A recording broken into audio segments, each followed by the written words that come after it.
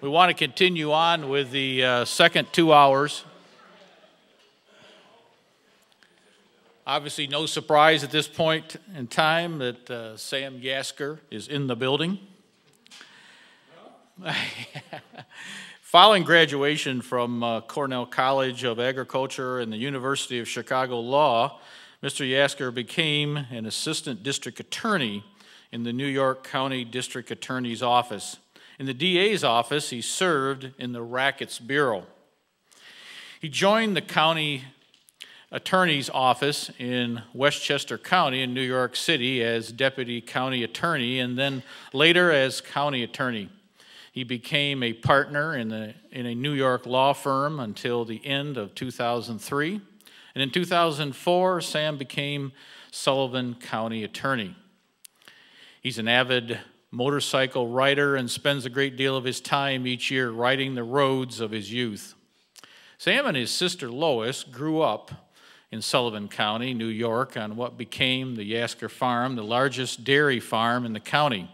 And it was Sam's father, Max Yasgur, that owned the property on which Woodstock was held. Sam Yasgur.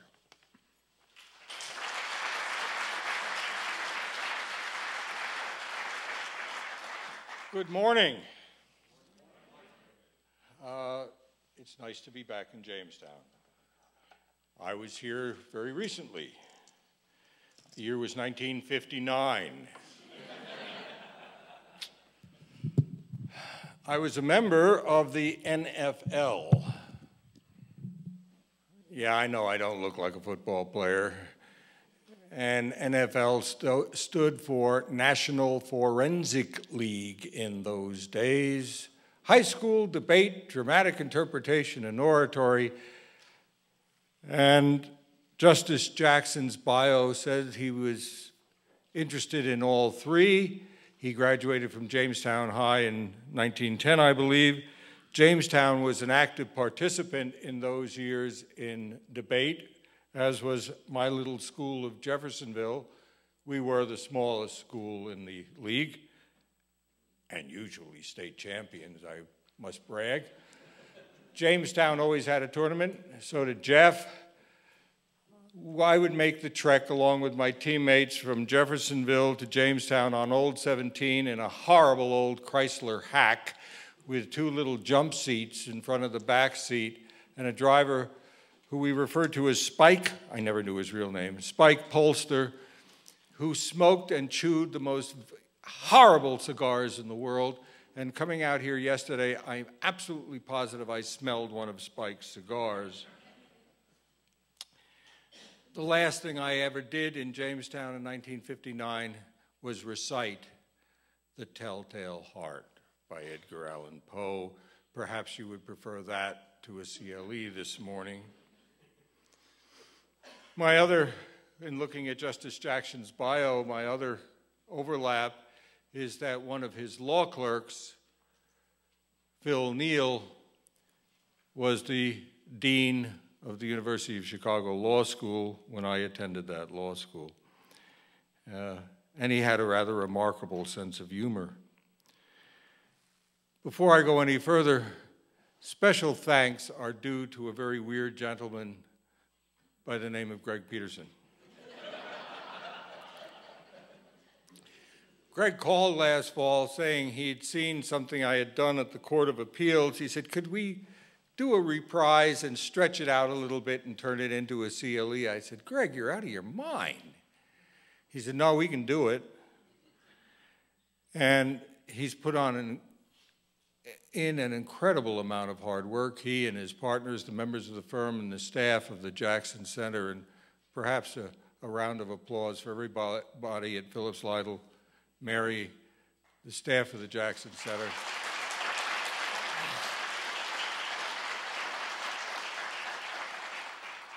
This is the most unusual CLE you will ever attend. Next year, when the lawyers in the room try to get credit for it, if it bounces, don't look at me. Mary is responsible. I thought I was going to get away with, there he comes in. After I get a round of applause for you, and you weren't even here. Greg Peterson.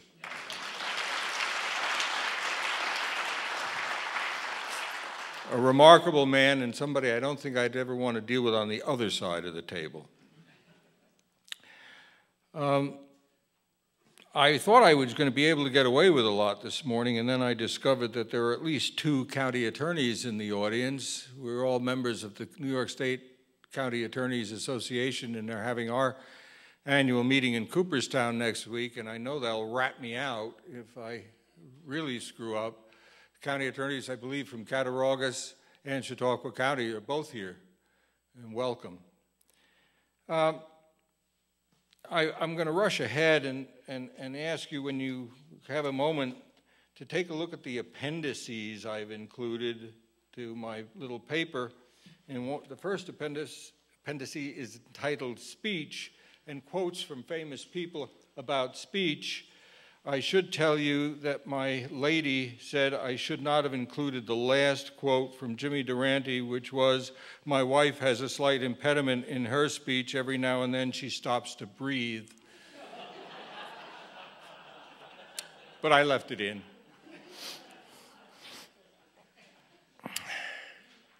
I've gotten to an age, I'm the oldest of the speakers, I am sure, when, unfortunately, one of the things you get to do is attend a lot of funerals. And one of the things that bugs me about funerals are varnished eulogies, where you leave the ceremony and you say, yeah, it was a nice person, but not quite the saint that was just portrayed there. And I think a little bit the same is true of how we view our own nation.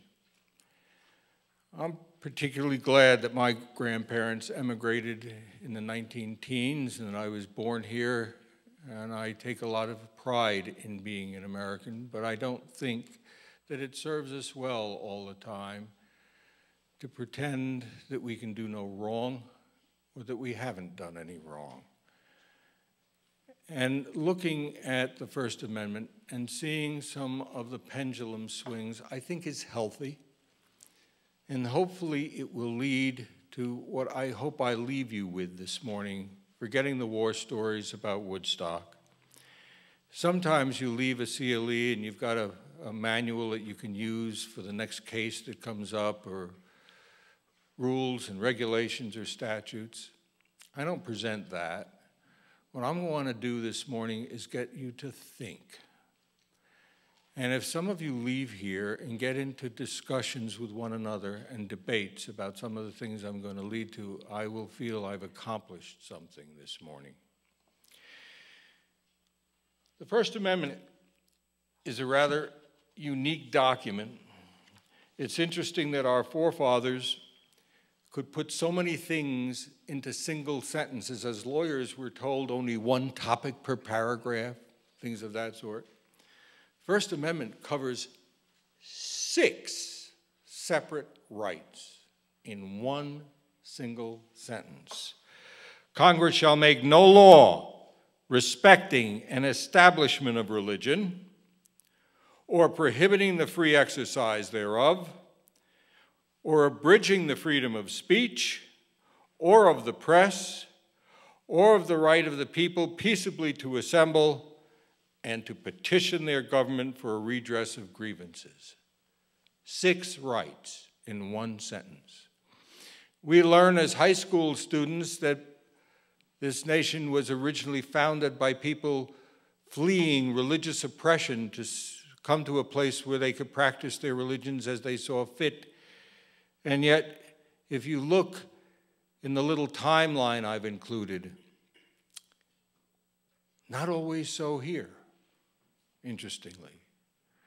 In the year 1700, the Massachusetts colony proclaimed that Catholic priests would leave within 3 months under penalty of life imprisonment or execution.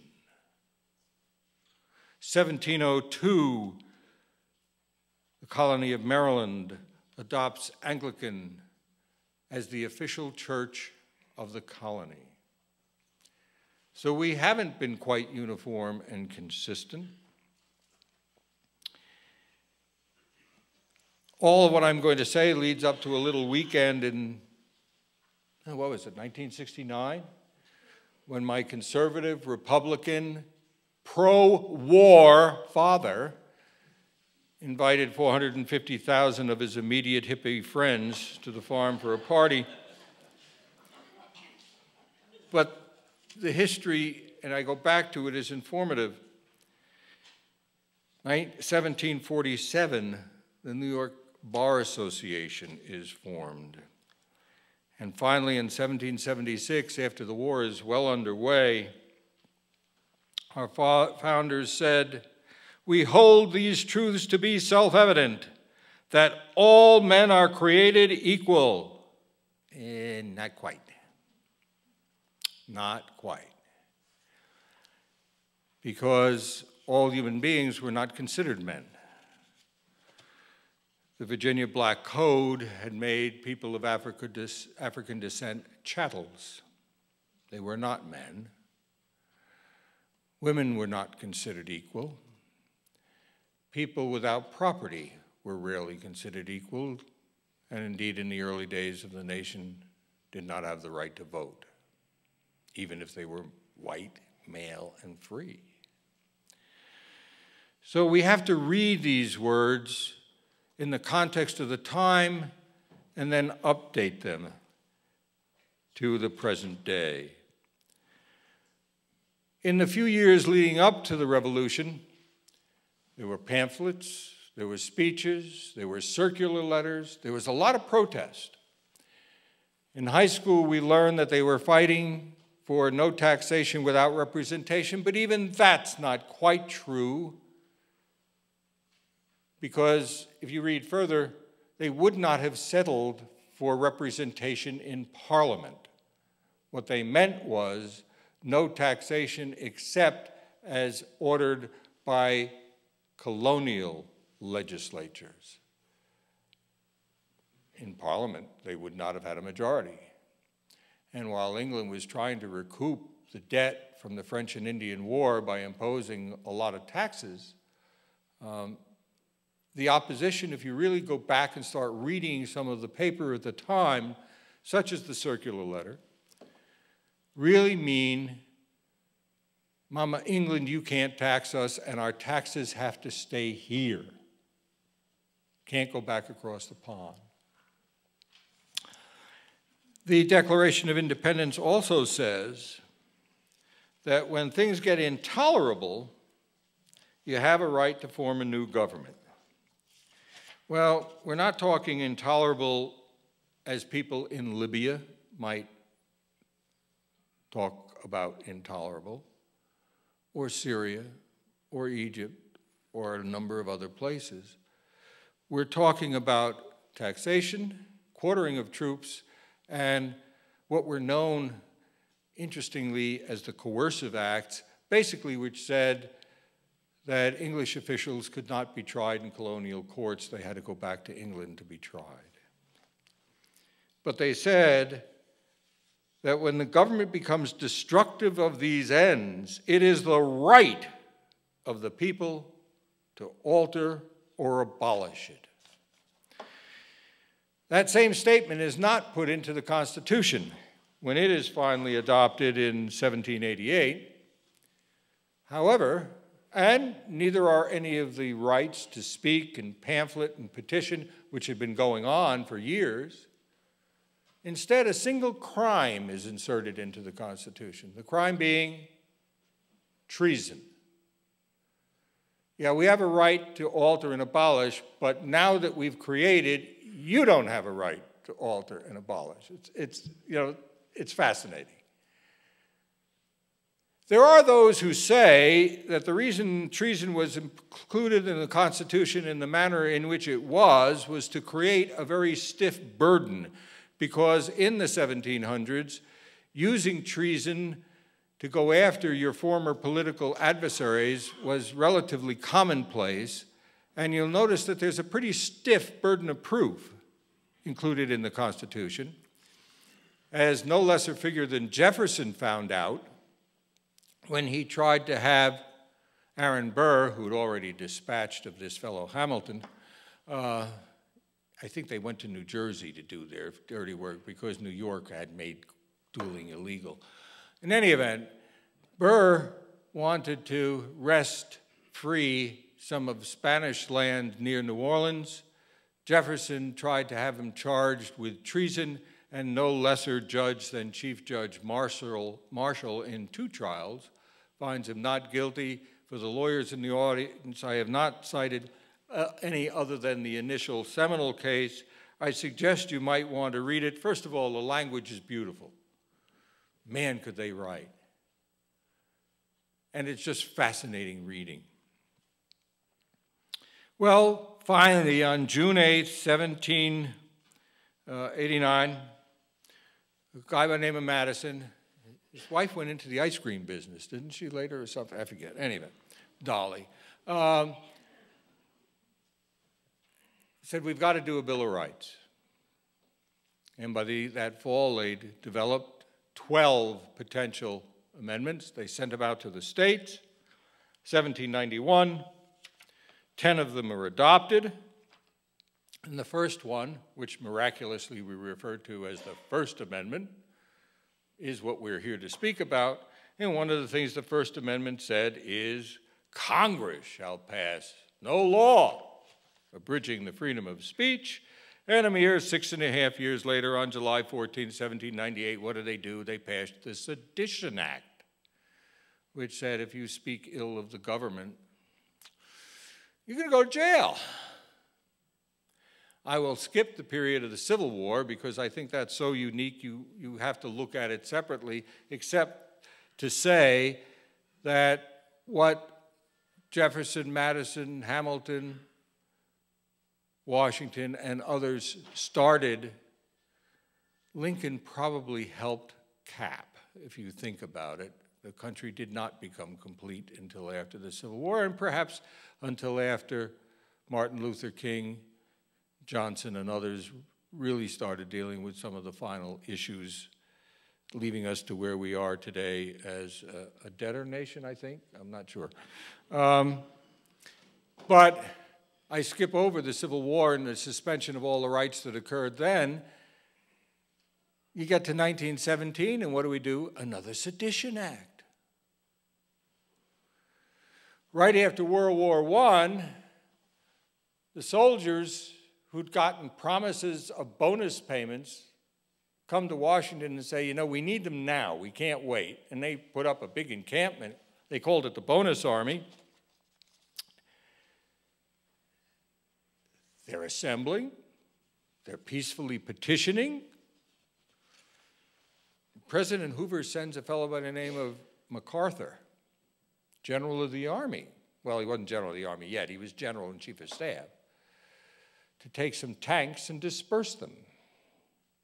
You see the dichotomy that keeps going on. 1941, in his State of the Union address,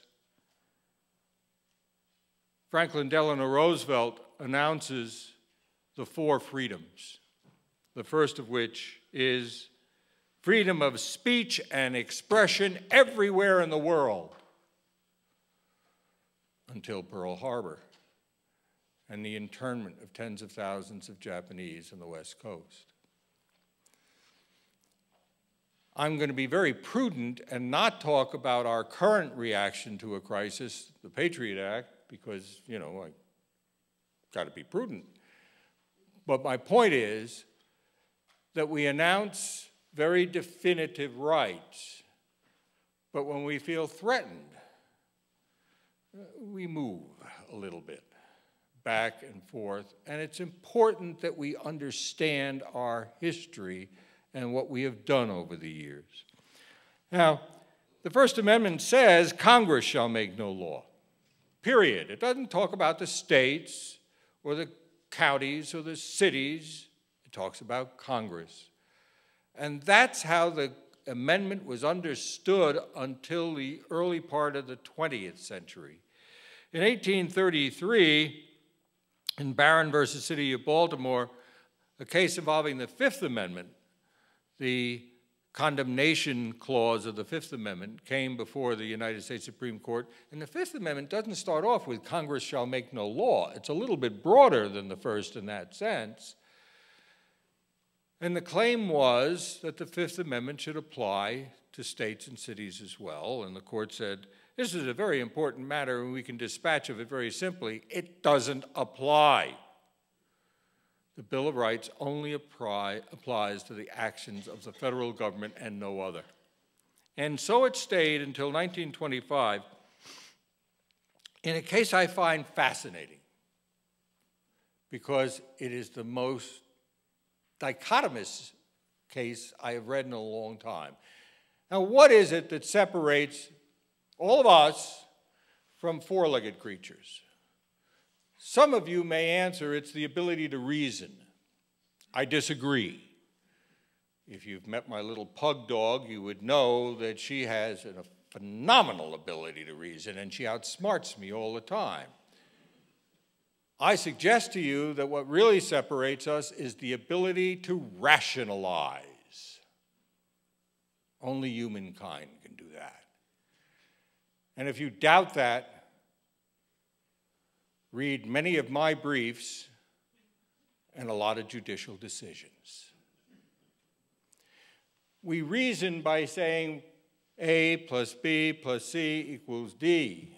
We rationalize by saying, I want to get to D. How do I get there? And a lot of the cases you're going to read in here, or at least that which I've cited, I submit have an element of rationalization. In 1925, a fellow by the name of Gitlow gets prosecuted under New York's anarchy statute. The anarchy statute was a combination of treason and sedition. And what had Mr. Gitlow done? He'd written and distributed pamphlets, there should be a workers of the world, government and society. Now, the word communist means something a lot different to us today than it meant to Gitlow in 1920. Remember, you had just gone through the Russian Revolution in 1917. We had just gone through our period of industrial expansion in which some people might have looked at what we now refer to as the robber barons as being kind of not such nice folk. The likes of the Rockies and the Harrimans and the others who really used up a lot of immigrant labor. And Gitlow and his people said, you know, that ain't too cool. We want a workers of the world society, and they printed out pamphlets, and he got 20 years in prison for that. His pamphlets were certainly less inciting than some of Thomas Paine's and Adams's pamphlets pre-revolution, but he got 20 years. They take the case to the United States Supreme Court and they say, look, we know that the First Amendment only says Congress, but if you marry it with this thing called the Due Process Clause of the 14th Amendment, maybe you could apply it to what New York does.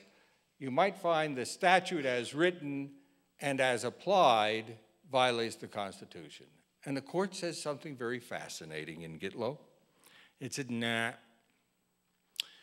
we don't find it unconstitutional as written. We don't find it unconstitutional as applied. But you know you're right.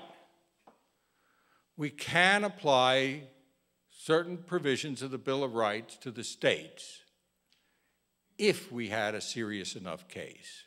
But this isn't it. Well, things begin to change relatively rapidly. And as you know, during the 20th century, all manner of things get included under the rubric of Bill of Rights applied to state and local government, to the point where a year ago, as county attorney in a little tiny county of Sullivan, I had 17 pro se state inmates who brought lawsuits in the district court, the United States District Court for the Southern District of New York, complaining that they were, when they were a guest in our fine facility, we had violated a right or other by not giving them adequate access to the law library and other things. And 17 federal cases do take up a lot of time. In 1949, a case comes before the court that really shows what has happened. Remember, 1925, the Supreme Court says, Mr. Gitlow being put in jail for 20 years for distributing pamphlets, not a constitutional violation. Late 1940s, a pastor of some type delivers a sermon which incites people to riot in Chicago, and he gets prosecuted. And the case goes to the United States Supreme Court, and the court overturns the conviction, saying that what the pastor did was free speech. And a member of the court by the name of Mr. Justice Jackson dissented. And his dissent, I think, is going to be important in coming days. I want you to mark it and note it. And he concludes his dissent by saying, "The court has gone far toward accepting the doctrine that civil liberty means the removal of all restraints from these crowds, and that all local attempts to maintain order are impairments to the liberty of the citizen. The choice is not between order and liberty.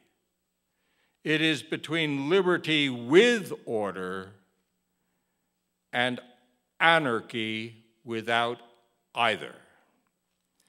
There is danger that if the court does not temper its doctrinaire logic with a little practical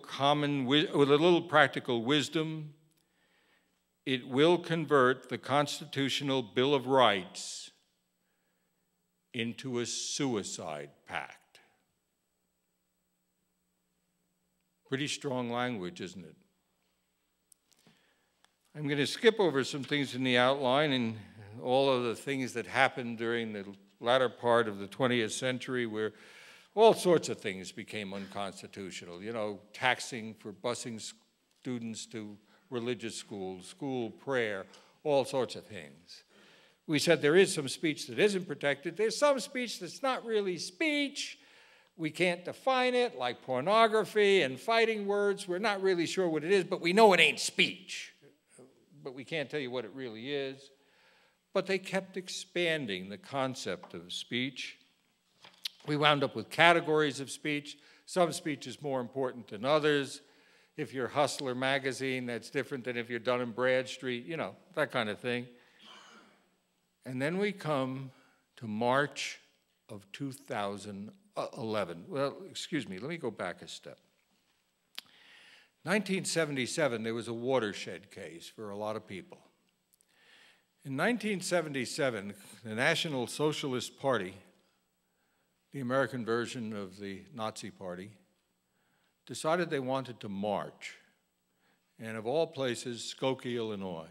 And Skokie was chosen according to the decisions that you read about it because Skokie had a very high population of concentration camp survivors. It is told in the cases that in the little town of Skokie, there were as many as 4,000 to 5,000 concentration camp survivors. And the National Socialists wanted to march in stormtrooper uniforms with swastikas on their arm. I digress for a moment because I try to put myself in the place of those people in Skokie in 1977.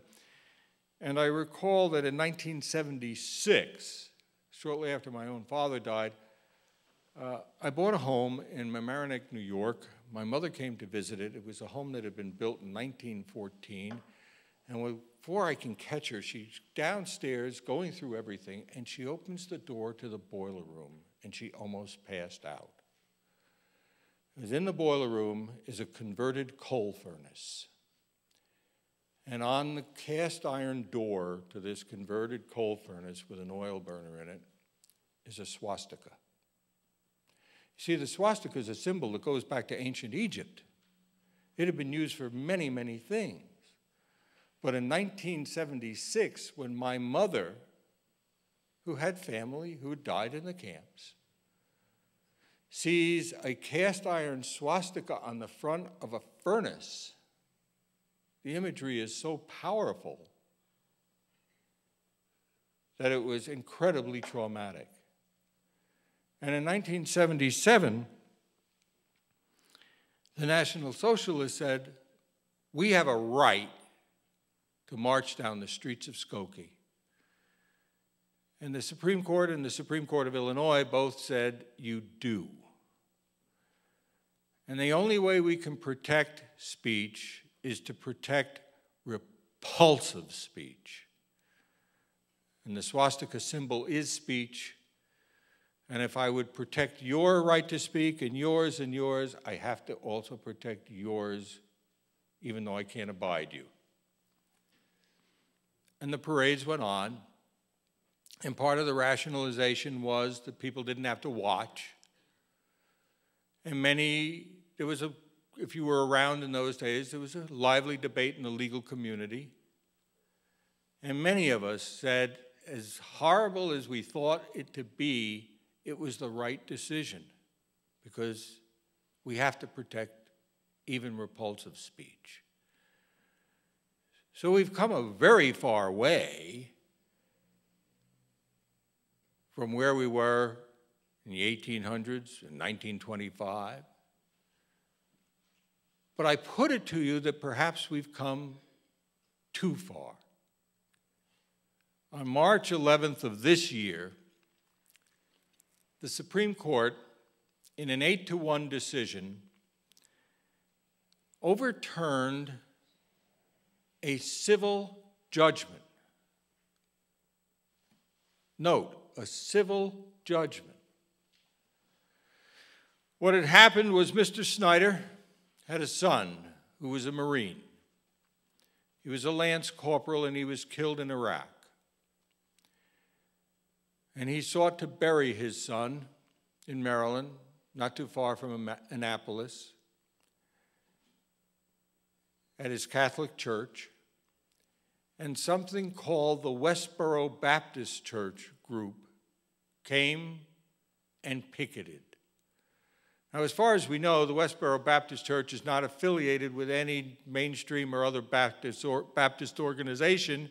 It appears to be merely a family, an almost cult-like family. And they held up signs 200 feet away from the funeral. God hates the USA. Thank God for 9/11. America is doomed. Don't pray for the USA. Thank God for IEDs. Thank God for dead soldiers. Pope in hell. Priests rape boys. God hates fags. Semper Fi fags. Maryland Taliban. Fags doom nation. You're going to hell. God hates you. And then they put together a website which is even worse.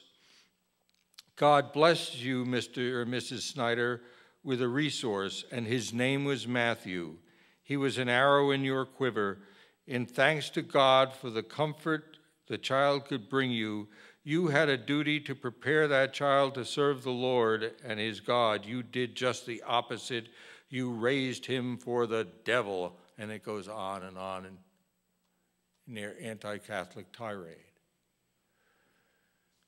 Mr. Snyder went into a court and he sued the Westboro Baptist Church for a tort you all learned about your first year in law school. The intentional infliction of emotional harm. And that tort has a burden of proof standard that is incredibly high. To meet that standard, you have to jump through some really difficult hoops. And it's a tort that can really only be met by somebody attacking you with words or images. If they attack you with your fists, it's no longer the tort of intentional infliction of emotional harm. It's assault or battery or something else. And a jury During the trial, the Westboro Baptist Church never challenged the fact that Mr. Snyder had met all of the conditions for the tort. And the jury awarded him damages. And the Westboro Baptist Church goes to the United States Supreme Court and says, free speech. We can say whatever we want. Snyder says, I'm not a political person. I'm not a public person. This is a funeral of my child. These aren't matters of public import. You're hurling public invectives against me. And 8 members of our court said no. They were discussing something that is a right to be discussed in the public forum, and it's free speech, and throw out the judgment. And when I read that decision, I was reminded of what Mr. Justice Jackson had said. Do we take the Bill of Rights so far that maybe we turn it into a suicide pact? This past weekend, Pastor Jones, and you remember what he did, he burned the Quran, and that resulted in deaths in Afghanistan, got rejected from going to a community on the ground that it would create too much controversy with the opposing faction. And I would suggest that if you read what happened in the Snyder case, the court would say they had no right to keep Pastor Jones out either. I was surprised when I put the following things together. When Congressman Giffords was shot, there was an outpouring of, we have to tone down the rhetoric. We can't scream. We have to talk. Remember? It lasted for almost, I'd say maybe 30 hours. And then we went back to the norm. When Pastor Jones, to get his day in the sun, or his 15 minutes, as a former artist would say, burned the Quran, everyone knew what was going to happen. General Petraeus had forecasted last fall. The following Sunday, that's 3 weeks ago or 2 weeks ago, Meet the Press had a bunch of people on, and they were talking about it, and they all acted as though burning the Quran was free speech. Let me put it to you. In South Florida, if he had burned a Torah scroll, do you think people would be as blasé as they were? In New York City, if he had burned a New Testament or a Catholic sacrament, do you think people would be as blasé as they were? I suggest to you that there is an element of politics in the amendment itself and how we look at it and how we treat it. My concern is the following. If Mr. Snyder cannot seek redress in our court system, what then? On television, we see great old Wild West shows about people walking down the streets carrying guns to settle disputes. I'm licensed to carry one, but I don't try to settle my disputes that way because I also have a card identifying me as a lawyer, and I assume that I seek redress in the courts. But if we tell somebody like Mr. Snyder that he cannot seek redress in the courts, what happens then? What if he resorts to what lawyers refer to as self-help, and he becomes the defendant? Is there anything that's going to save him? If we as a country put people like Mr. Snyder in that position, what have we done? Now, I say here, how do we draw a line that protects our right to speak freely, protects our right to practice our own religion, yet preserves conduct that blasphemes the religions of others and incites to physical injury or death? Can such a line be drawn? Can we go back to the simple words of the First Amendment and draw a meaningful line? And when we do so, I suggest to you all, it is vitally important that we remember Justice Jackson's admonition in the Terminiello case in 1949. All of which leads me to Woodstock. Now, we accept the fact that the spoken word is speech, the written word is speech, musical lyrics can be powerful speech. How many of you picture what was going on in Fort McHenry when you sing the national anthem, or do you merely view it as a prelude to the words play ball or gentlemen start your engines? It's sad that it's become that for many.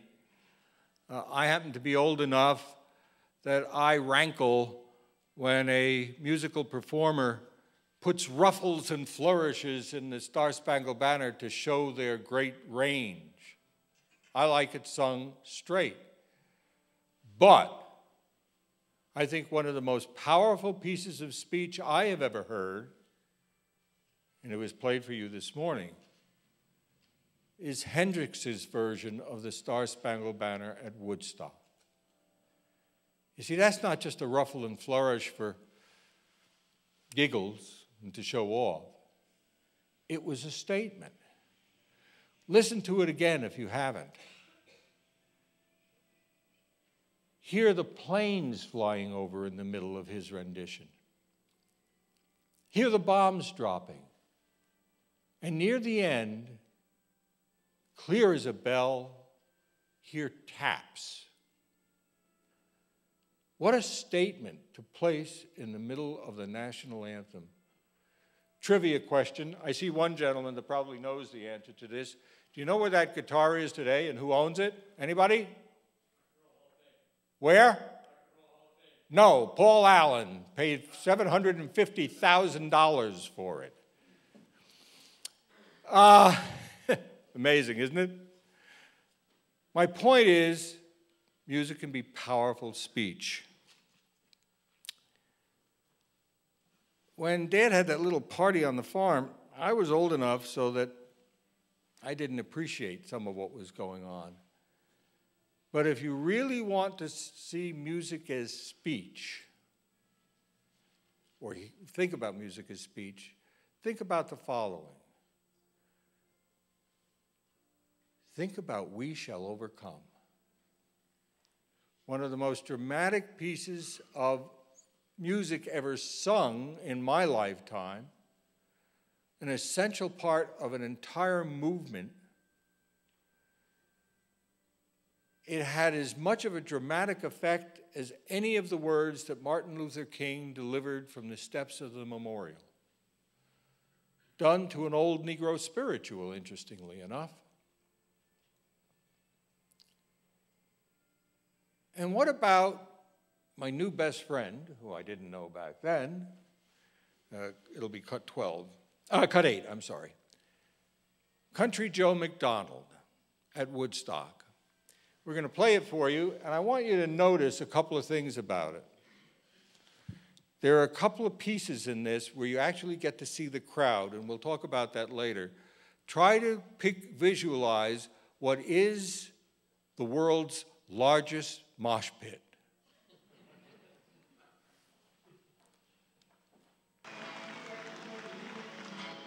Give me an F. Give me a U. Give me a C. Give me a K.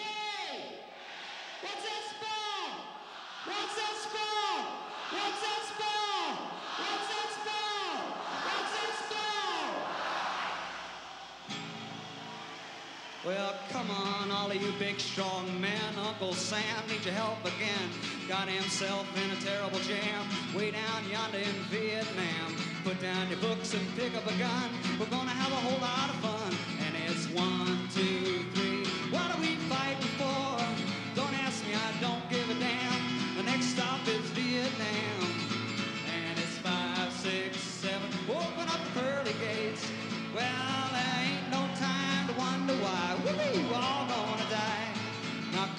Wall Street, don't be slow. Man, this is war, a go-go. There's plenty good money to be made, supplying the army with the tools of the trade. Just hope and pray that if they drop the bomb, they drop it on the Viet Cong. And it's 1, 2, 3, what are we fighting for? Don't ask me, I don't give a damn. The next stop is Vietnam. And it's 5, 6, 7, open up the pearly gates. Well, ain't no time to wonder why. We're all gonna die. Now come on, generals, let's move fast. Your big chance is here at last. Now you can go out and get those reds, cause the only good commie is one that's dead. And you know that peace can only be one when they're blowing them all, the kingdom comes. Sing it! 1, 2, 3, what are we fighting for? Don't ask me, I don't give a damn. Louder! Vietnam. And it's 5, 6, 7, open up the pearly gates. Well, I ain't no time to wonder why. Listen, people, I don't know how you expect to ever stop the war if you can't sing any better than that. There's about 300,000 of you fuckers out there. I want you to start singing. Come on. And it's 1, 2, 3. What are we fighting for? Don't ask me, I don't give a damn. The next stop is Vietnam. And it's 5, 6, 7. Roll up the pearly gates. Well, I ain't no time to wonder why. We're all gonna die. Now come on, mothers throughout the land. Pack your boys off to Vietnam. Come on, fathers, don't hesitate. And send your sons off before it's too late. Be the first one on your block. Have your boy come home in the box. All right. 1, 2, 3. What are we fighting for? Don't ask me, I don't give a damn. The next stop is Vietnam. And it's 5, 6, 7. Roll up the pearly gates. Well, I ain't no time to wonder why. We're all gonna die. All right. Ladies and gentlemen, Country Joe. I met Country Joe 2 years ago for the first time. We've become pen pal buddies. He sent me the autograph picture. I sent him a book I wrote about 2 years ago about my dad. Those are pretty powerful words, aren't they? And if you looked at that scene, that's a pretty incredible crowd for any performer, especially a performer in 1969, to get up on that unfinished stage and see, well, how did it happen? All right, the inside story of Woodstock. If you've seen the movie Taking Woodstock, I don't want to talk to you. It was a bunch of crap. I had fights with them, and there were a lot of lies in it, so I'm going to tell you what really happened. To do stills, what do I do now? Joe, you want to switch to the computer? You'll hear later that my dad announces that he's a farmer. I went back to some of the old family photos, and we don't have very many. First of all, we couldn't afford cameras. Second of all, we were farmers. You didn't have time to stop and play around taking pictures, but my mother had some of these wonderful old photographs in her album. That's Max on a horse-drawn mowing machine. The summer before he meets my mother, his father has just died. He's 17 years old. He's supporting his baby brother and his mother running a farm. He meets my mom, who was a student at Hunter College, much younger than anybody else in her class because she'd skipped a number of grades in elementary and high school. She's studying biochemistry, which in those days is a remarkable thing for a young lady. Dad proposes, and they get married. What a wonderful old, in those days they did everything pretty formal. In January of 1942, I show up. When we talked about horsepower on the farm, we meant real horses. That's Mary and Jane. I think it's a little blurry because of, it's a very old picture and we're blowing it quite a bit. My mother, who had been born and raised in New York City, said it used to make her nervous that when I wanted to walk from one side of the team to the other, I'd walk right under them. They're Belgians. They wouldn't have hurt me ever. Wonderful horses. This is my dad introducing me to a bull. That's not a cow, that's a bull. Look at the ring in its nose and the chain out in the field. If he did that today, a social services worker would take me away. He'd be charged with endangering the welfare of a child, and I would probably never see him again. We can go to the lights. I think I've finished. Well, no, I don't. I've got more of these. But that was farm life. In 1949, we moved from the eastern part of Sullivan County to the western part. That's significant. The eastern part of Sullivan County and the western were separated by what we used to refer to fictionally as the Berlin Wall. The eastern side was known as the Jewish Alps or the Borscht Belt. The western side was slightly to the right of Attila the Hun. There were signs, no Jews and dogs allowed near certain communities. I never knew what they had against dogs. But there are ethnic restrictions in a lot of the deeds. And it's quite a different place, only 10 miles away. He started building a farm. He had originally gone to NYU to study real estate, to join members of his family in the city. Fairly bright fellow. Real estate would have come easily. He could have made a lot of money. He said to my mom, no, I belong on the farm. And he came back. Now, a lot of people, perhaps some of the people in this room, pronounce the word farmer as a pejorative. They look down their nose. Farmer is one step away from redneck. Let me tell you something. A successful farmer has got to be one of the most talented people I know.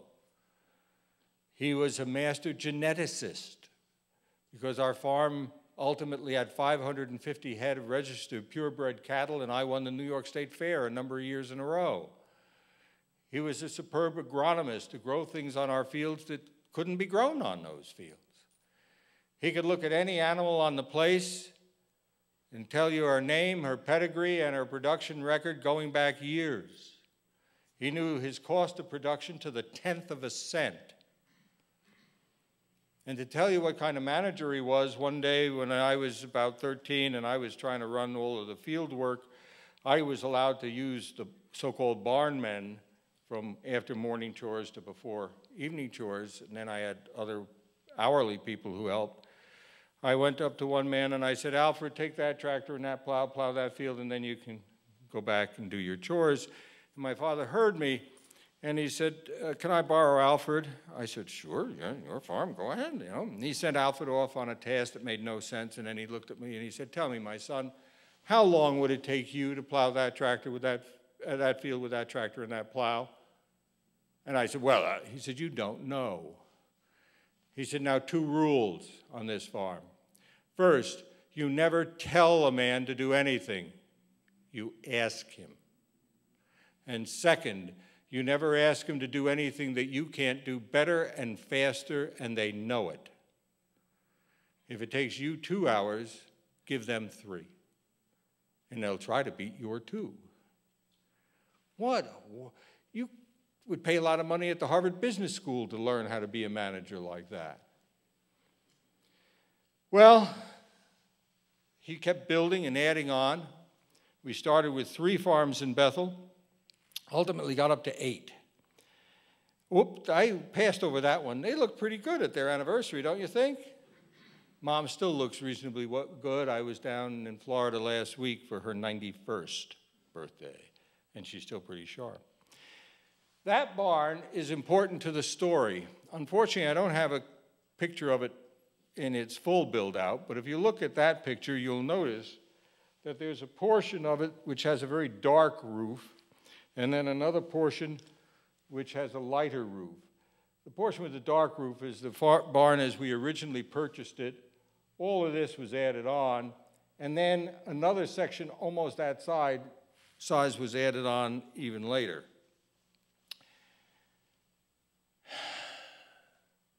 In the late summer of 1963, that barn burned down.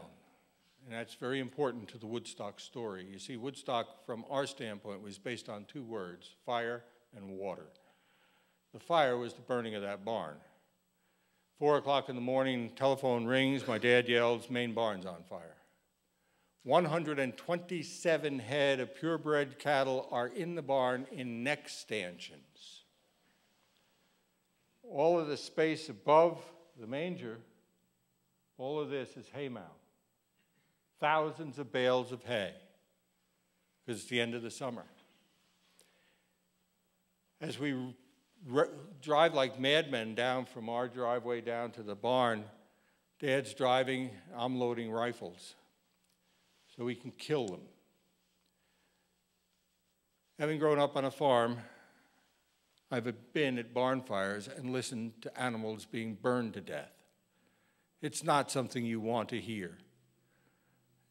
And you don't want to get in that fire, so you do everything you can to kill them. But as we got there, we found the men were in the barn and releasing animals, and we joined them. And just before the entire haymow came crashing down into the manger, every one of them was freed and out. And Dad then had his third heart attack. We spent the rest of the day with him being taken away in an ambulance, trying to save that little building, which had been converted over the years into a milk plant, Yasgur Farms Dairy. And if the milk plant went, we were really out of business. We had other barns, but without the milk plant, we were totally out of business. We brought in bulldozers and other things and literally moved the fire. And if you've ever been at a barn fire, it's like a sawmill fire. Months later, it was still smoldering. I will do a little bit of a side story, and you will understand why I speak of the man the way I do. 2 days later, I go into Monticello. We can turn that off. They don't need it right now. I go into Monticello, and, oh no, leave it on. I got one more I got to show you. I apologize. You know, I only did this at 2 o'clock this morning to satisfy Greg, put together a slideshow. I go into Monticello to see him in the hospital. The doctor says you can't go in. He's in critical condition. I go in. There's an oxygen tent lying on the floor. He's got a phone in one hand, a Camel cigarette in the other. He's trying to borrow money to stay in business. He says, "What are you doing here?" I said, "Don't worry, I'm going right back. You know, I just want to make sure you're right." He says, "No, what are you doing here? Why aren't you in Chicago? Law school starts tomorrow." I said, "Yeah, I know, but I'm not going to law school this year. I called the dean, everything's cool, I'll go next year, I'm staying home." He said, "No, listen to me. When you told me last winter that you're leaving the farm, you're not going to become a veterinarian in return, it hurt. I built this place for you. At least I thought I did. That was my dream. But it wasn't yours. And if you don't go now, you may never go. So you go home, get into that little red car of yours, and get to Chicago tonight. And if you don't, I sell the farm and you have no place to come home to." I said, "But you're in the hospital." He said, "I'll get out. I'll get things back in shape. But you live your dream. Become a lawyer and be a damn good one." So that is, you know, you can't say thank you for that, can you? It's a long way to Chicago with tears in your eyes, and you'll understand why I'm a little bit prejudiced about the man. He got out of the hospital. He did two things that are significant for this story. One of them is he built that the following year using lumber that we cut out of our own woods. And he bought the Mel Stevenson farm. Now you can turn the slides off. The Mel Stevenson farm is a place you all know as the Woodstock Festival farm. We bought it because it had the largest empty barn in the area. Well, we finally up to 1969 with all that preamble. 1969 was a fascinating year. As Dennis said, Richard Nixon became president of the United States.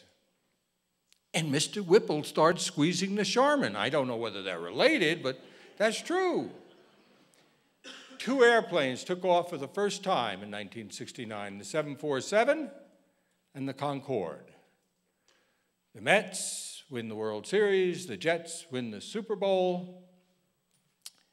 Smothers Brothers are thrown off the air because they're a little bit too smutty, and Penthouse starts publication. And we had some really bad things that happened in '69 as well. Hundreds of people killed in a hurricane, Camille, and the horror of the Manson murders. And in the middle of it all, the landing on the moon. And then there was a weekend where there would have been otherwise no other news except for this party in Bethel. Now, Bethel is 90 miles away from Woodstock. The Woodstock Festival had nothing to do with Woodstock, New York, other than Mike Lang, who's a wonderful fellow I see every once in a while, but the ultimate fuzzy-haired promoter, was going to build a recording studio in Woodstock, and Dylan lived there, so he called it the Woodstock Festival. He had done a festival in Florida the year before. He had gotten John Roberts, a magnificent man who unfortunately has since passed away, to fund most of it. And they were building toward the festival in Wallkill, New York. And all of a sudden, Wallkill said, can't stay here. Now they needed a site. They came to White Lake. The person who wrote the book on taking Woodstock did invite them to White Lake. They took a look at his site. He owned a by-the-hour motel. And they said, no, it ain't going to work. Can you get us a real estate broker? We want to see some property. Mike gets in a car. He drives around. He sees this field. Nirvana. And when I saw Mike last, I said, Mike, what would ever have brought you to that field? It's totally inaccessible. It has a 1-lane country road, no water, no sewer, no electric. He said, yeah, but what a great site. He meets with my dad. They negotiate. My dad calls me. He says, you got to come up. You got to meet these characters, you know. And they negotiate a contract. And the reason they did it is because of water. Fire is why we wound up owning the farm on which it was held, but for that fire we wouldn't have owned it. Water was because of rain. It was the rainiest summer on record in 1969. When you own 550 head of dairy cows, you've got to have enough hay to get them through the winter. And when it rains every day, you can't bale hay. It doesn't dry. And we were in trouble.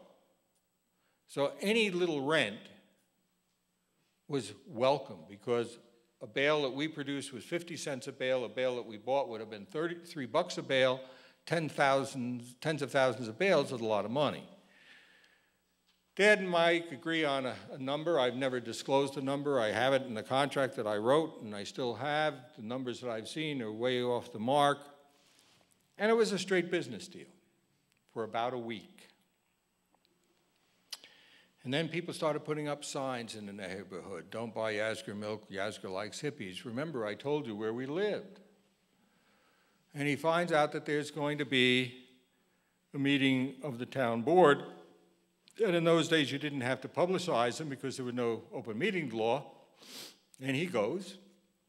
And I wasn't there, but I get 3 phone calls the next morning telling me, you really ought to hear what your dad did last night.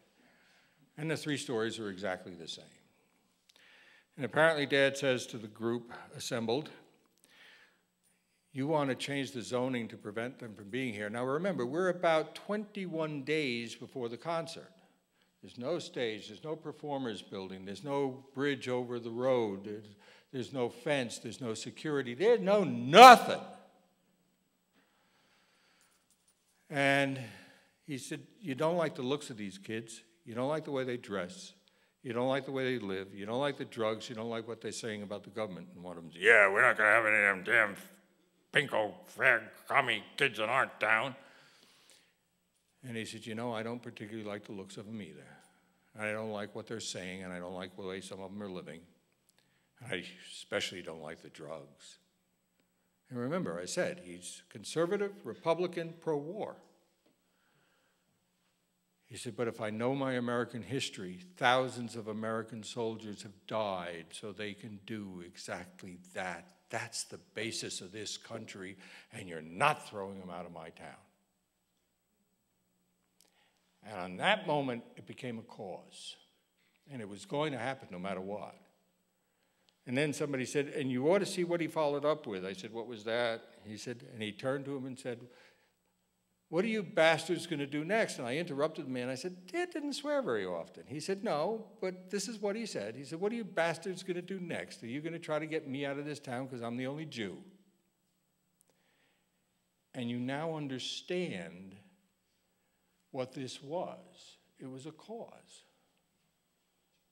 These kids were going to have the right to have their party, their festival, and say what they wanted to say. You see, he had an interesting philosophy, which we've forgotten. You turn on the radio today, and there's a lot of shouting going on, isn't there? Anybody hear this guy Mike Levin and people like that? They scream. He had a weird philosophy, and that was, if you wanted to be heard, you have to be willing to listen. What a radical concept, isn't it? If you want people to hear you, you have to be willing to listen to them. Doesn't mean you have to agree. Maybe you go home and you think about what they said, but you have to listen. What a concept. Well, the rest became history, and it could have been a perfect storm. Mike and Johnny had arranged for 400 off-duty New York City police officers to be security. Monday of that week, police commissioner said, ain't going up, and you can't be security. So they lost their entire security force. All they had were the hog farmers. Wonderful group. I had dinner the other night with a fellow by the name of Duke Devlin, who's still there. He hitchhiked all the way there from Texas with no money in his pocket. He said he got one ride from two nuns. I didn't understand that, but he said that's what happened. He came to Woodstock. He's still there. He's the official ambassador of the site. He looks like a 40-year later hippie. And while a lot of people use my dad's name on things, and my mother gets upset about it, and I do too, none of us get upset about the fact that his license plate says Yasgur 69. Neat guy, Duke. But they had no security. They had arranged for off-site parking in Monticello at a racetrack and a fairgrounds and shuttle buses to come, but by Tuesday, the bus company said, nah, we need the buses for something else. Racetrack and the fairground said, nah, we need our parking lots for something else. So now you have no security, no shuttle, no parking, and of course you're only going to have 30,000 people. How do I know that? Michael told me there are only going to be 30,000 people. He hadn't quite told us or his partner Johnny Roberts. He probably already sold 80,000 tickets, but there were only going to be 30,000 people. Remember, I told you the site has no water. They drilled 5 wells, good wells, drilled by a man by the name of Charlie Wells. Wells by Wells, what a slogan. He buried the pipe relatively shallow to go up to the big water towers, because after all, it's just a 3-day event. You don't have to go below the frost line. When hundreds of thousands of feet hit those pipes in the mud, they broke. So no water. There were a couple of concession booths on top of the hill, but they weren't set up for this type of crowd. There were a few porta potties, 3, 4, 5, whatever, you know, but nobody could get in to service them, so the woods became the porta potty. The electric had been brought in by the local power company from the main road. They needed 440-volt service for the speakers and the sound system they had. It's a massive sound system on the towers that you saw. And there was no fence. How do you keep people out? So they were building a chain link fence, but it hadn't been finished, and there were no ticket booths. And Thursday morning, they wake up and they find there are already a couple thousand people sitting in the field, including 3 young ladies who got off a chartered helicopter that their daddy had sent them over. They'd flown over from France and then came up by helicopter, and other people who'd thumbed a ride from California with a nickel in their pocket. And you know, some of the famous cars with, you know, don't laugh at this car, your daughter is in the trunk, you know, that kind of thing. And it was clear we had a problem. And then Michael and Johnny did something that was incredibly creative, brilliant, and saved the day. It also made it a horrible day in many respects. They took down the fences. They turned it into a freebie. Because Johnny was terrified that if people crowded up against the fences, people would get crushed and killed as though they were at a South American soccer party. Well, the problem with tearing down the fences is that not too far away, there was a man who had a summer home, and he heard about it. And that man was Cousin Bruce Morrow. Cousin Brucey was the most popular DJ on WABC and New York radio in the day. And Cousin Brucey got on the radio and said, it's a freebie, and New York City opened up. And they closed the exit to the thruway, connecting the thruway to Route 17. Never been done before or since. When they got up Route 17 to near Monticello, 13 miles away, they began abandoning cars in the median of Route 17, taking their few treasured possessions and walking the rest of the 13-mile trek to the site. Incredible. Michael and John then did the second important thing. They went to the performers, and they had some of the most unique performers of the day there. I didn't know that because I'm 27. I don't relate to any of them. I mean, after all, I grew up in the 50s. I had 4 on the floor. We had F-86 Sabre jets, and I had Elvis Presley. What more did I need? You know, I didn't need all of this stuff. I was just old enough that I didn't relate. My dad did, but I didn't. After all, I'm putting bad guys in jail, you know? Well, and this part I have to be careful about, because I know some of it, but Michael and I we never talked about it, really. They went to some of the performers and they said, look, you've got to stretch. Really stretch. A 20-minute or a 40-minute or a 60-minute gig has got to be a couple hours. Because we have to get these kids so tired that they drop where they are when the music stops. Because if the music stops at 11 or 12 o'clock and they're all in that field, and you saw that scene, they're not sitting there with lots of space around. They're shoulder to shoulder. If the music stops at 10 or 11 o'clock, we're going to have a mess. Picture this. Picture everyone in this room and a few thousand of your friends are going to a Buffalo Bills football game, and you're told you have to park 13 miles away, walk the last 13 miles in the rain. There's going to be no food, no water, no security. You think it's going to be a nice time? You think some of you might react, especially on beer. At least they only had acid and grass. Some of the performers said absolutely. Some, there was a little negotiation. Non-materiality became a little materiality. We've never said which. Richie Havens, you all have seen him do Freedom. I feel like a motherless child. He wasn't planning to do that.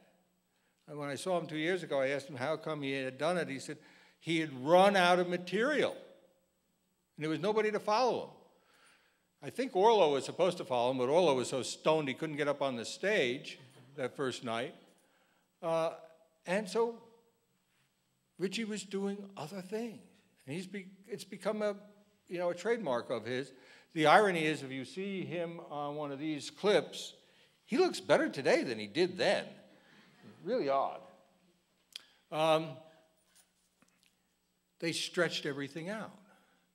But while they were doing that, back at the home farm, Dad was getting calls from neighbors. Horrible calls, vitriolic calls. We're going to burn you out, you son of a bitch. They met in the church basement, some of them. Some of them did other things. They were angry. They were now prisoners. All these kids had invaded, and they weren't all in that field. They were in front lawns. They were parked cars all over the place. All of our neighbors were prisoners. They were captives. They couldn't move. They couldn't get milk out of their barns to send to market. They had to dump it. God forbid they had to get to a hospital. They couldn't. They couldn't get to a grocery store. They couldn't get to a gas station. They were trapped, and they were mad, and they were right to be mad. And Dad knew it. And Friday night, he thought about getting together with the state police and calling the governor to declare it a disaster area and have it evacuated. And then he was having angina attack after angina attack after angina attack. He'd used up what little oxygen he had in his office. We went up to the shop and took one of the big oxygen cylinders off the acetylene torch. It said, not for medical use. It's the same oxygen. It's just not a clean cylinder. And he drained that thing too. Saturday morning, he said, no. They came. They're behaving. We're going to get through this. We're going to make sure they have a great time. He called a local veterinarian, Jim Watson, and he said, Doc, I need the bird. He was referring to a Brantley B-2 helicopter that Jim owned. Jim came over, landed in the yard at the farm. Dad was too sick to get up in it. I went. My mom was going to go when she saw the Brantley had no doors. She was a little hesitant. But we surveyed the entire area, and we realized their kids not only in that field, they're in Ben Leon's pond, they're in everybody's front yard, they're all over the place. Saturday morning, we lied to the kids. We announced that if you could get out and get your cars out of the mud and get into town, we'd let you back, knowing we had no intention of doing that. We set up roadblocks. We got the kids out. That freed up the roads so that emergency vehicles could get through. As they came back, we routed them off down side roads 7, 8 miles away from the festival. They said, okay. Got out of the car, walked back. Dad noticed that some of them were trampling through fields, and the neighbors were pretty upset about the fact that they were trampling crops. So he walked out, and I wish I had a picture of this. He walked out in the field, and he saw a group of them, and he kind of kneeled down on his haunches like this. Kids whether they knew what this was, and he held up some clover. And of course, they're city kids. They think it's a lawn. And he explains to them that this is hay. This is what the cows need to live on, and if you trample it, there's going to be no food for them. And he does it just that way, as though he was talking to his own grandchildren. And in a very short time, little signs went up all around the area. Stay off. These are the provider's crops. He had become the provider. Amazing, huh? Saturday afternoon, he heard that some of the neighbors are selling water to the kids. Now, that doesn't shock you today because we all buy water. They got plastic water bottles all over. But in 1969, there was no such thing. Water was free. You wanted water, you opened a faucet. If you were walking past somebody's house and you were thirsty, you opened the garden hose. Selling water was unheard of. He got furious. He told us to go upstairs in the milk plant and take every milk bottle, and there were thousands of them, fill them with water, open the cooler, give out all the milk and everything else, and give out the bottles of water. I talked to Greg last night. I still don't have a Yasgur Farms milk bottle anymore after that whole fiasco. Now they're collector's items. But he was angry. You don't charge thirsty kids for water. Sunday morning, he goes over to the site 4 miles away to try to get some security for some of our neighbors. And the kids see him. It'll be at 16, I think. The kids see him, and they drag him off to the stage. He didn't know he was going to the stage. He had no prepared remarks. It's the first time he looks out in that field and he sees that mass of humanity. And he's asked spontaneously to say something.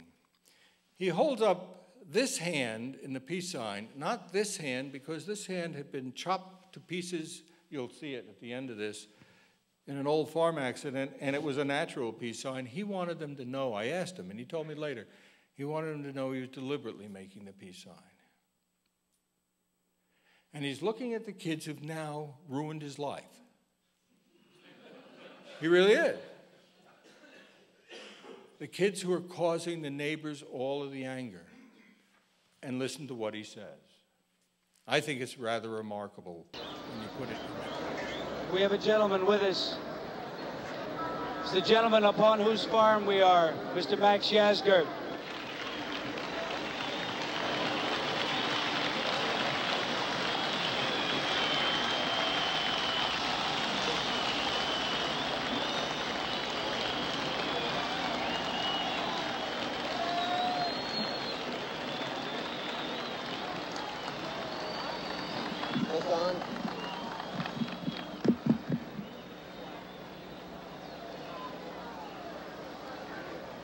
I'm a farmer. I don't know.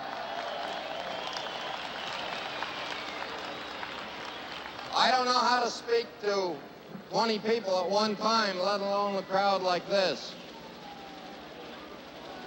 But I think you people have proven something to the world.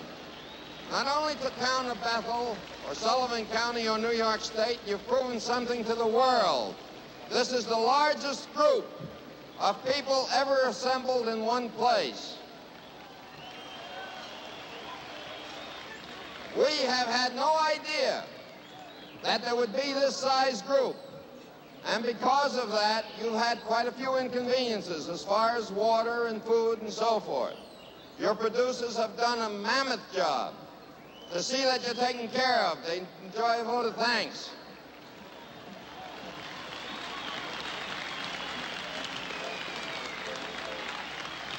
But above that, the important thing that you've proven to the world is that 500,000 kids, and I call you kids because I have children older than you are, 500,000 young people can get together and have 3 days of fun and music, and have nothing but fun and music, and God bless you for it. Now, when you understand that context, that's really rather remarkable, isn't it? After the festival was over, I'll wrap up in a minute or two, a lot of parents wrote to him and asked him whether he could help them find their child. There are a lot of runaways in that audience. This is the day when the phrase generation gap was on everybody's tongue every day. A lot of these kids hadn't spoken to their parents in years. When he would come in to visit me, I was living on 7th Avenue and 14th Street on the edge of Greenwich Village at the time. Kids would see him and they'd mob him. He was a rock star. He was Max. And there was only one Max. They'd come up to the farm and he'd ask them, "How are you doing with your folks?" Because I don't talk to my folks. He said, "Well, you're going to do something for me." And if he asked, they would, because he was the guru. He was a 49-year-old that they could talk to when they couldn't talk to their own parents. He listened to them. And he said, "You're going to write a letter to your folks." And they said, but no. He said, "You're going to write a letter, and you're going to send it to me. And I'm going to send it to your folks without telling them where you are. But I want them to know you're alive and well. And if they write back, I'll get it to you without them ever knowing." A couple of years later, just before he died, he told me that one of his most rewarding things in life was the hundreds of kids who got put back together with their parents as a result of that. Shortly after the festival, we changed our address. We didn't change our location, we changed our address. The owner of the Bethel General Store wouldn't let us come in. He had to bring them, that was also the post office, so he had to bring the mail to us because he was a United States postmaster. But we were no longer welcome in the store. Dad said, that's fine. He called all the men on the farm together and said, he has a right to hate me. That's his right. I also have a right. And if you spend a dime of my money in his store, you're fired. And we were the largest employer in the town. If you go to Bethel Woods, if you turn it to slides, I've got a few slides to show you. If you go back there today, and why you'd want to go from Chautauqua to Bethel, I have no idea. But if you come, you will find something rather interesting. That's the field as it appeared yesterday morning in the rain. Those rocks are where the stage was. It's now owned by a charitable foundation, the Bethel Woods Foundation. At the corner of the field, there's a monument. You're looking out over the field where those hundreds of thousands of kids were. The monument has the names of all of the performers or the bands. If you look up the hill at the top, there's a building, and what that building is a museum. It's a wonderful museum of the 1960s and Bethel Woods. It's pristine. Nobody's allowed to walk on the grass anymore because it's owned by a corporation. It's very corporate. I don't even get to walk on the grass. Behind that museum is a pavilion. Some of us refer to it as Tanglewood West, if you will. It's an outdoor music pavilion, seats probably 9,000 under the open roof, and maybe another 8,000 in the grassy lawn beyond the edge of the pavilion roof. They draw groups like Memorial Day, there's going to be Fish, followed by the New York Philharmonic, all sorts of very fine performers play there now. They play to capacity audiences almost all summer long. There's a wonderful bit of irony. After the folk festival, the county of Sullivan, and I wasn't living there at the time, passed a mass gathering law. And to have anything this size, 12, 15,000, big deal. And it is a big deal because the roads are so bad that to get in there for a concert of 12,000 is still a pretty arduous task. To do that, you need to get a mass gathering permit. And it takes about 2 years to gather all of the things you need to prove that you should get a mass gathering permit. The application fee is $5,000. Bethel Woods has one. Guess who has to approve the mass gathering permit?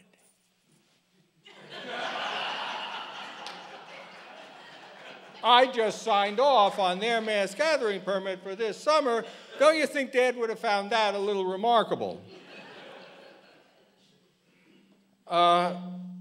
Somebody asked what happened to the field afterwards. Well, you know, it's garbage on a hay field, so a lot of kids stayed behind. They cleaned it up.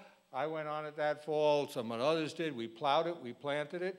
And ultimately, when Dad passed away, the IRS showed up with their wonderful news. You have to pay for the privilege of losing a loved one. We couldn't afford the estate taxes. All the land was broken up and sold in pieces. Oh, they were going to throw my mom out in the street. We couldn't have that. So we don't have any piece of it any longer. This is Richie Havens when he came for the 40th, sitting at the top of the hill near the Bethel Woods Museum. As I said, he actually looks a lot better now than he looked in the pictures of 1969. Still playing that wonderful way he holds the guitar, which is somewhat unique. And this, I will close with, when I returned to the county in 2004, I went up to Bethel Woods and they were having a festival. And there I am in my motorcycle garb, you know, my favorite way of getting around. And I saw this sign that somebody had put up there. I think it was appropriate. If you go to the site, I suggest you go to the bottom of the hill where that first picture was taken, looking up past where the stage was. Picture what it must have been like to have been one of those hundreds of thousands of people out in the mud for those 3 days. totally peaceful. Picture what that must have been like for everybody in the area, for the performers to get up on the stage and see that incredible crowd. And when you do that, I hope you'll think about a farmer who believed that the First Amendment is more than words on paper, that it's something to be lived. Someone who believed that even though he disagreed with your position and your lifestyle, he had to be willing to listen to you. Someone who believed that their generation was going to take over and they had to be given the chance to. Thank you.